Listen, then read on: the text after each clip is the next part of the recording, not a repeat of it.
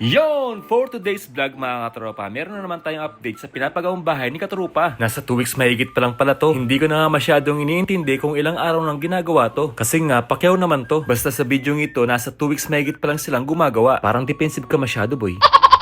Hindi naman sa ganon kasi kanina nag-post ako sa Reels ng update sa bahay. Na-excite kasi ang person na mag-post sa Reels kanina. Oo nga pala mga tropa, gusto kong i-share sa inyo na hindi ako na-stress dito kasi wala na ako inintindi kundi i-check yung ginagawa nila. Maayos din kasing kausap yung foreman ko, kaya hindi rin ako na-stress. Kaya para sa akin, mas maganda ang pakyaw kesa arawan. Pero syempre, depende pa rin yan sa gawa nila. Yung iba kasi masyadong minamadali kapag pakyaw, kaya pati quality ng gawa, apektado. Pero yung gumagawa sa amin ngayon, kahit pakyaw ang gawa nila, inaayos naman nila. Kasi nakikita ko din naman ang quality ng gawa nila. Pero kapag arawan, yung iba binabagalan talaga nila para mas kumita sila. Kaya minsan nai-stress yung nagpapagawa ng bahay. Bukod sa mahal na ang bilihin, binabagalan pa ang paggawa ng bahay. At sino naman ang hindi mai-stress pag ganun? Kaya naman kung maayos at maganda ang trabaho nila, hindi ka manghihinayang na bigyan sila ng merienda na kahit hindi nakasama sa pinag-usapan. Alam nyo mga tropa, ngayon pa lang nakikita ko yung bahay, ang dami ko na naiisip na pwede kong gawin. Kaya naman sobrang na-excite kaming mag-asawa. May nakausap na din pala kami na mag-install ng wire dyan sa bahay. Ang dami nga namin nakausap, pero ang ending kung sino ang naglagay o nag-install ng wire dati dyan sa bahay, siya din po ang mag-install ng wire ngayon. Mas mura nga sa kanya kesa sa iba. Sa iba po kasi parang ang mahal. Palagay ko lang naman. Wala din naman kasi akong alam sa ganyan. Gusto niyo bang malaman kung magkano yung sinisingil sa amin? Bakit parang ang mahal para sa akin? Bale, 90,000 pesos ang sinisingil sa amin. Bale, yung second floor lang naman ang i-installan ng wire. Bukod nga pala sa center light, nagpalagay din ako ng cove light tsaka pin light. Sa dami nga ng ilaw, magmumukha ng kabaret ang bahay. Maganda rin kasi ang madaming ilaw. Pati nga pala yung mga canopy, pinalagyan ko na din ng pin light. Nagsisi nga pala ako dyan mga tropa kasi hindi ko na palagyan ng pin light yung mga canopy sa first floor. Mga tropa, bukas ko lang tutuloy pag-voice over ko ay nantok na ako.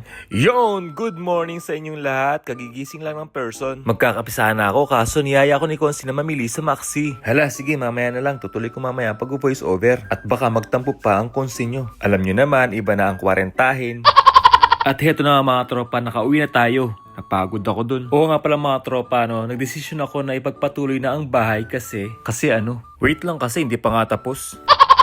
Kasi para may inspirasyon ako na magtrabaho pa. Bukod nga sa pamilya ko, isa sa mga inspirasyon ko ang ipagpatuloy na ipagawa ang bahay. Kaya minsan kahit tinatamad ako pumasok, iniisip ko na lang na ipinapagawa ko na ang bahay. Kaya naman sinisipag ako magtrabaho uli. Iba din kasi yung may naipupundar ka. Ang bilis nga pala ng gawa ng foreman ko. Ilang linggo pa lang nasa biga na sila. Kaya naman hindi rin kami na-stress dito sa pagpapagawa ng bahay. Kaya naman kung magpapagawa kayo ng bahay, may i-recommend ko sila sa inyo. Sobrang na-excite nga pala kami dito sa bahay. Pero yung budget namin hindi na-excite.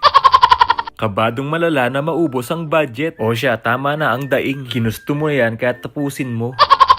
Bale, ang napag-usapan naman namin ng foreman ko, bale matatapos ang bahay hanggang sa palitada at unti-unti natin hanggang sa matapos. Hay, hindi ko talaga maipaliwanag ang pakiramdam ko ngayon. Parang kailan lang kasi, nung time na wala pa kaming bahay at nakikita na po kami sa tita ko. Kaya naman nagsikap talaga ako. Ang dami ko ang hirap na naranasan, pagpapahiya at pamamaliit sa estado ng buhay namin. Ang dami ko ang pinasukan ng trabaho. Thanks God kasi halos natatanggap naman ako. Pero meron akong isang company na hindi ko makakalimutan. Minaliit ako at pinagtawanan ako. Kaya naman pinangako ko sa sarili ko, gagawa ko ng paraan para maiba ang estado ng buhay namin. Kaya naman sinubukan ko muna magtrabaho sa Pilipinas. Pero naisip ko parang kulang ang kinikita ko para sa pamilya ko. Tapos naisip ko paano ako mag-aasawa at magkakaroon ng anak kung ganito lang kinikita ko. Kasi sa totoo lang, ang sahod ko noon pang binata lang. Pero kahit papaano gumaan na ang buhay namin noon. Pero kulang pa rin para magkaroon ng maayos na bahay. Tapos nape-pressure na ako, tumatanda na ako na wala pang asawa. Uy, 24 years old ka lang noon. Maka-pressure ka naman, nakala mo 40 ka na.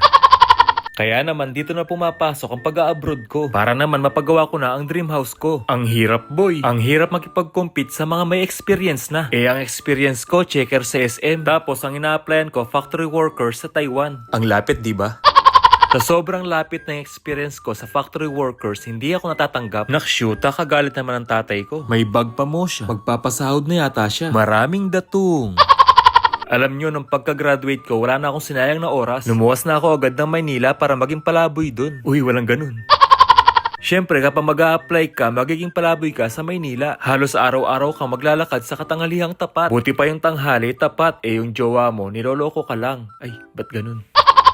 Pero walang biro mga tropa, talagang sobrang hirap ko noon. Tapos yung pera ko saktuhan lang. Kaya mas pinipili ko maglakad na lang para mas makatipid. Kaya naman habang ginagawa yung bahay namin ngayon, hindi ko mapigilan na maalala yung mga nangyari sa akin dati. Kaya naman habang nakikita kong ginagawa yung bahay, tanda ito ng hirap, pangmamaliit, tanda rin ito ng pagtitipid, gutom, pagod, at sakripisyo. Kaya naman sobrang saya ko at unti-unti ko na ibibigay ang pangarap kong bahay para sa pamilya ko. Natagalan naman akong tuparin ito, masasabi ko talagang worth to wait. Si Lord kasi iba-iba yung paraan niya. Minsan kasi agad-agad niyang ibinibigay yung prayer natin. Pero minsan hinahayaan niya muna maghirap tayo bago niya ibigay yung prayer natin. Hindi para pahirapan niya tayo, kundi para maging matatag at matuto sa mga naranasan sa buhay. At yan ang ipinaranas niya sa akin. Karamihan nga sa mga nakapaligid sa akin, ang tingin nila mahina ako. Kaya naman si Lord, tinulungan niya akong maging matatag. Kaya naman masasabi kong worth it lahat. Kaya sa mga taong katulad kong mahirap lang, huwag kayong magpa-apekto sa mga taong minamaliit kayo. Gawin niyo silang inspirasyon para magpatuloy at magtagumpay sa buhay. Tandaan nyo, kapag wala kang kaya sa buhay, hindi ka pansinin. Pero kapag may kaya ka sa buhay, pansinin ka. Yan ang reality. Pero ako, mas gusto ko makipaghalubilo sa mga ordinaryong tao lang na katulad ko. Hindi nga ako komportable na makipagsosyalan. Mas maganda kasi yung simpleng tao lang pero astig. Alam nyo,